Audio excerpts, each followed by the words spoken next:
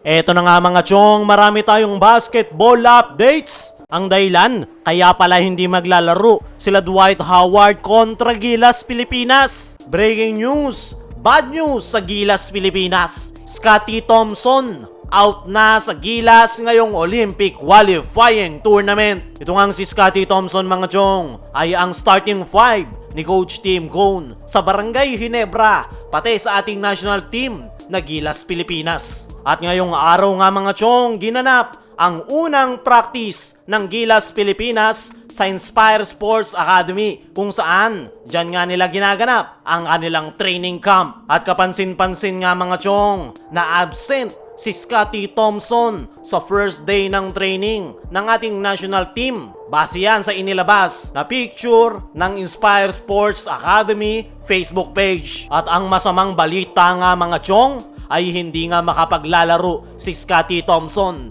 Kinumpirma na rin yan mismo ni Gilas Pilipinas team manager na si Richard Del Rosario na hindi nga raw makapaglalaro si Scottie Thompson. Pero ano nga ba ang dahilan? Bakit absent si Scottie at hindi na ito makapaglalaro ngayong Olympic Qualifying Tournament? Ang sagot nga mga chong ay meron pa nga rin itong iniindang slip disc injury sa kanyang likod. Yan nga yung ininda ni Scottie noong semifinals sa kakatapos lang na All-Filipino Conference, kung saan natalo sila sa champion team na Meralco Bolts sa Game 7. At mukhang lumala nga yung slip disc injury nitong si Scottie Thompson, kaya naman kinakailangan niya pang magpahinga at i-recover ang kanyang likod. Sa ngayon ay nadagdag itong si Scottie Thompson sa number of injured players ng ating national team, kasama ni Jamie Malonzo at AJ Edu na parehong hindi rin makapaglalaro ngayong Olympic Qualifying Tournament. Yung papalit sa dalawang yan ay si Japet Aguilar at Mason Amos na reserve player ni Coach Tim Cone sa Gilas Pilipinas. Pero sino nga ba ang papalit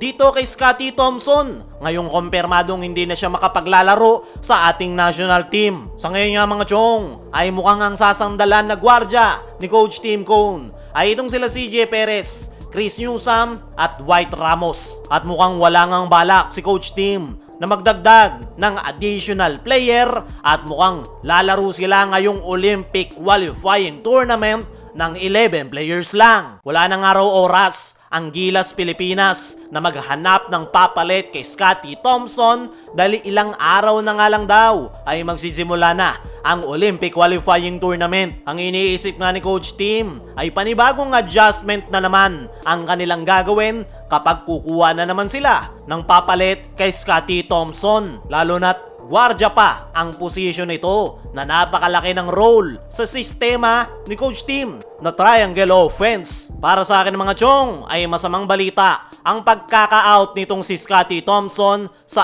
ating national team. Si Scottie pa naman ang pinaka nakakaalam kung paano tumatakbo yung triangle offense ni Coach Tim Cone. Kahit sino pang gwardya ang ipalit kay Scottie ay paniguradong hindi maganda ang kalalabasan dahil iba pa rin talaga yung may knowledge sa sistema ni Coach Tim Cone na triangle offense. Sa ngayon ay kumpirmadong out na si Scottie Thompson ngayong Olympic Qualifying Tournament. Pero hindi nga ibig sabihin yan na wala na si Scottie sa ating national team dahil once nga na makarecover ito sa kanyang back injury ay ibabalik rin ito ni Coach Tim sa Gilas Pilipinas lineup. Ang dahilan naman kung bakit hindi maglalaro itong sila Dwight Howard at DeMarcus Cousins sa tune-up game kontra Gilas Pilipinas. Nitong nakalipas nga na mga araw mga chong ay marami ang nagulat sa inanunsyo ng Samahang Basketball ng Pilipinas na makaka-tune up game ng ating national team, ang Taiwan Mustangs, na kupunan ni Dwight Howard. Marami ang nag-expect na makikita nila ang NBA All-Stars na sila Dwight Howard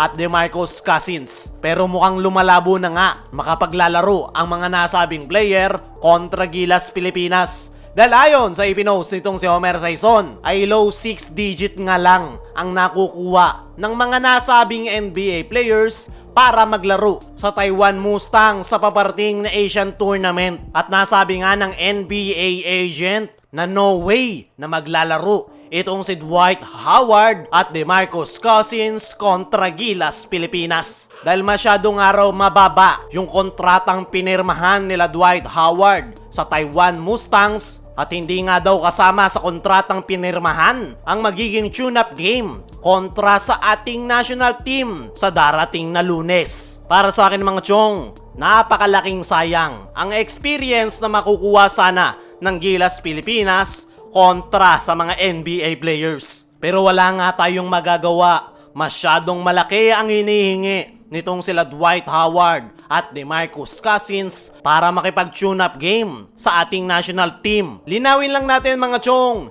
hindi Gilas Pilipinas ang may kasalanan kung bakit hindi maglalaro si Dwight Howard at DeMarcus Cousins sa tune-up game. Masyado lang kasing mababa yung binigay na kontrata ng Taiwan Mustangs para sa mga NBA players. Kaya naman, hindi magsasayang ng oras sila Dwight Howard at DeMarcus Cousins sa tune-up game kontra Gilas dahil hindi naman bayad ang kanilang magiging tune-up game.